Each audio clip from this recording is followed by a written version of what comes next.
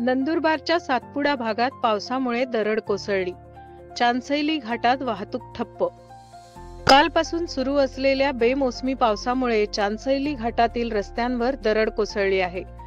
धडगाव तालुक्यातील चांचैली घाटात 7 पायरी वळणावर दरड कोसळल्याने वाहतूक ठप्प झाली आहे. उंच शिखरावरून दगडाचा भला मोठा खच रस्त्यावर आल्याने घाट मार्ग बंद झाला आहे.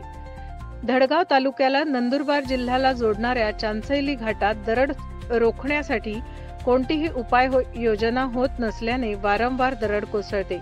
याकडे लोकप्रतिनिधी आणि प्रशासनाने तातडीने लक्ष देण्याची मागणी ग्रामस्थांनी केली आहे.